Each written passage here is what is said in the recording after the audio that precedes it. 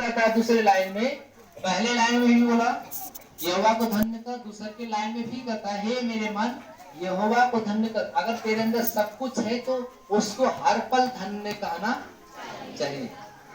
आगे, और उसके किसी उपकार को न भूलना, उसके किसी उपकार को मत भूलना।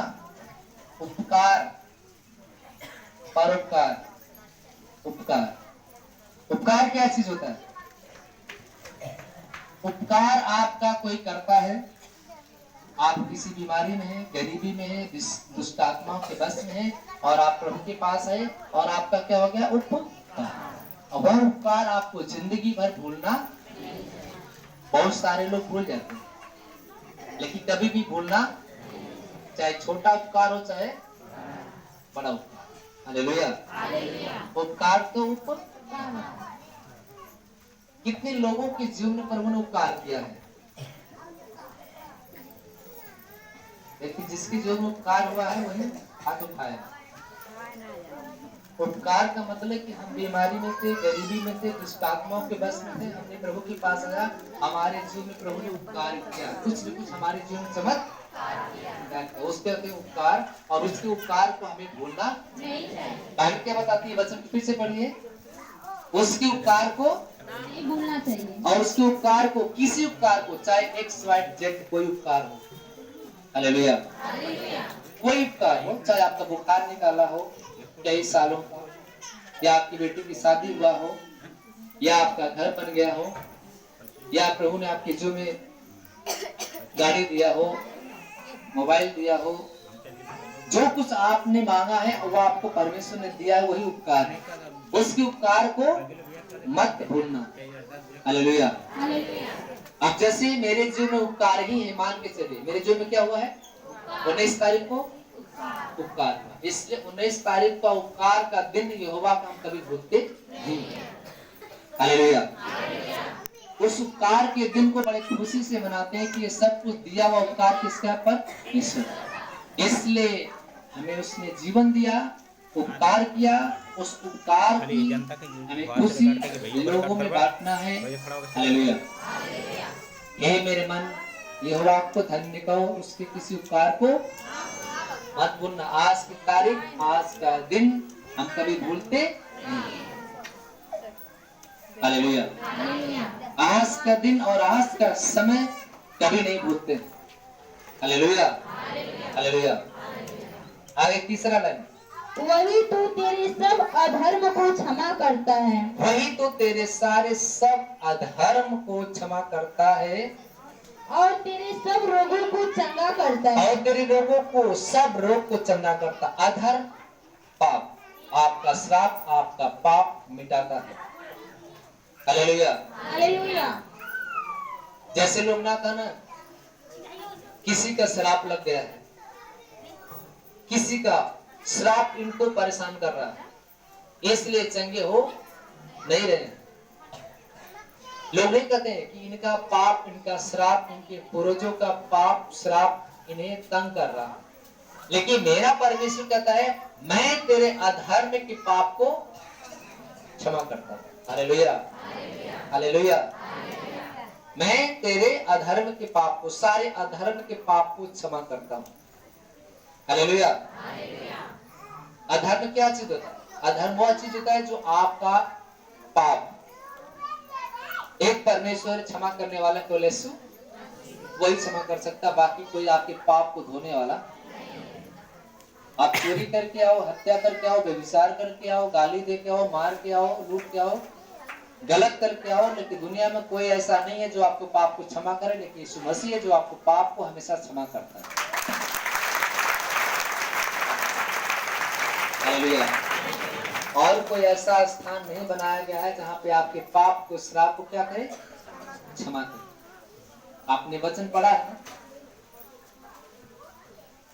जब प्रभु यीशु मसीह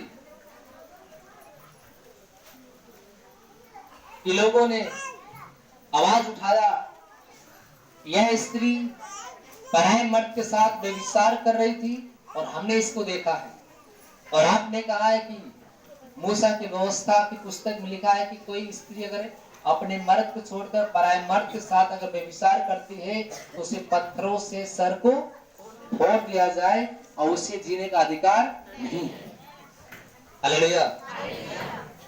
प्रभु यीशु मसीह आप ही बताओ मैं इससे क्या सजा दूं, क्योंकि मैं प्रभु को लोगों ने डिसाइड लेना चाहा, लेकिन 3 बार प्रभु को लोगों ने कोसा और 3 बार प्रभु ने जमीन पे झुककर उंगली से लिखा। कितनी बार? 3 बार जमीन पे लिखा। फिर बोले गुरुजी आप बता क्यों नहीं रहे, हम इस स्त्री को क्या करें, हम क्या सजा दें। फिर प्रभु बैठ के जमीन पे उंगली से लिखने लगा। लोग बोल रहे हैं लेकिन कान से सुनता है, लेकिन इस कान से निकाल रहा है। प्रभु सुन रहा, ऐसी बात नहीं कि यीशु मसीह को सुनाई नहीं दे रहा, लेकिन सुनाई दे रहा है, लेकिन उस बातों को परमेश्वर टाल रहा कि देखे ये क्या कहना चाहते हैं। सबने वचन पढ़ा है, वचन पढ़ा है ना। वह स्त्री व्यभिचार में पकड़ी गई थी, लेकिन सैकड़ों नहीं वहां पे 500 जनता बैठकर बल्कि इंतजार कर रही थी प्रभु का डिसीजन का, क्या कहेंगे। और सारे लोगों के हाथों में क्या था? पत्थर था। क्या था? कई 100 जनता के हाथ में सुबह सुबह पत्थर था। और लोग सोचे कि हम यीशु मसीह को आज नीचे गिराएंगे, हम उनकी बदनामी करेंगे, हम एक बात को लेके चलते हैं, उनसे राय लेते हैं, वो बड़ा धर्म का पाठ लोगों को सिखा रहे हैं, बता रहे हैं, हम उनसे पूछेंगे, अब वही बताएंगे कि इस औरत के बारे में क्या किया जाए। प्रभु ने कहा ये बेचारी अकेले है, पाप तो इससे हो ही गया है, अब हमें इसे बचाने की तरकीब सोचना है। प्रभु ने कहा पाप तो इससे हो गया और सबने पाप किया है, और कोई ऐसा नहीं है जो पाप न किया हो, लेकिन हमें इसे बचाने की तरकीब सोचना है, क्योंकि कई 100 लोग हाथ में पत्थर लेके और एक स्त्री को मारने के लिए तैयार है। और प्रभु के पास हर एक प्रश्नों का जवाब था। लोगों ने बोला यीशु मसीह आप बोल क्यों नहीं रहे, बता क्यों नहीं रहे, बोलिए हम क्या सजा दे। तो प्रभु ने एक बात बोला, पहला पत्थर वही चलाया किस औरत पे जो निष्पाप निष्कलंक हो जन्म से। हालेलुया।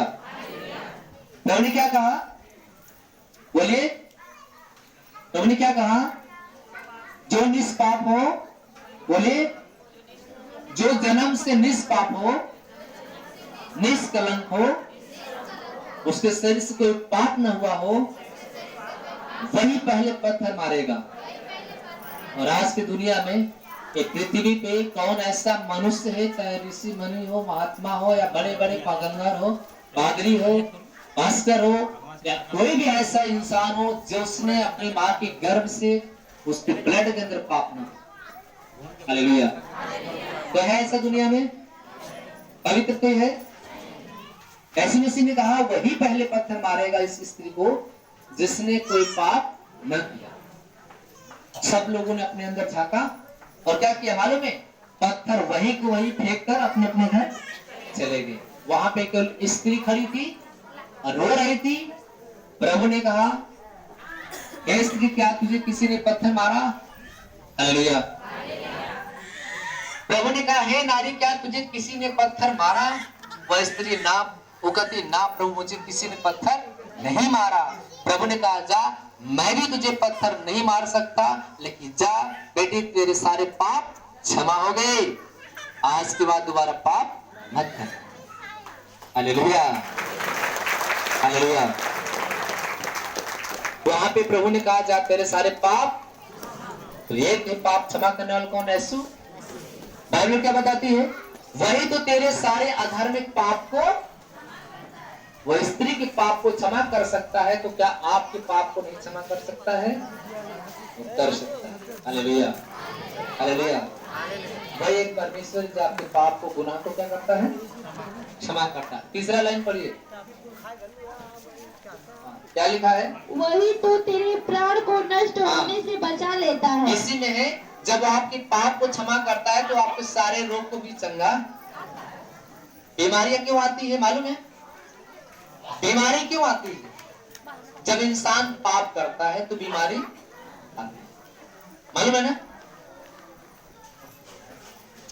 बाइबल में आप पुराना नियम पढ़ोगे निर्गमन में, जितनी बीमारियां प्रभु ने मिस्र में भेजा था राजा फिरौन के पास, उतनी सारी बीमारियां मैं भेजूंगा, क्योंकि मिस्र के लोग यीशु मसीह की आज्ञा को मानते नहीं। आज बहुत सारे लोग बीमारी में पड़ते हैं, गरीबी में पड़ते हैं, जो प्रभु के वचन को नहीं मानते, वही पड़ते बीमारी। अब बीमारी क्यों आती है? जब मनुष्य पाप करता है, परमेश्वर की आज्ञा को नहीं मानता है, तो वह बीमारी में पड़ जाता है। अब प्रभु कहता है कि मैं तेरे सारे अधर्म की पाप को क्षमा करूंगा और मैं तेरे सारे रोगों को चंगा करूंगा। मेरा नाम यहोवा। हालेलुया। चौथा, वही तो तेरे प्राण को नष्ट होने से बचा लेता है और तेरे सिर पर करुणा और दया का मुकुट डालता है। तेरे प्राण को नष्ट होने से कौन बचाएगा? केवल आप नाश हो रहे हैं, प्रभु के पास आओ, आप बच जाओगे, मैं बचाऊं। तभी मैं आपको बचाने की कोशिश कर रहा हूं। हालेलुया। तो कहता हूं तुम्हारे प्राण को नष्ट होने से बचाएगा। आज वही प्रभु ने मुझे नाश होने से क्या किया? बचाया, और बचा के मुझे खड़ा भी कर दिया, और आपको बचाने के लिए भी मुझे खड़ा कर दिया।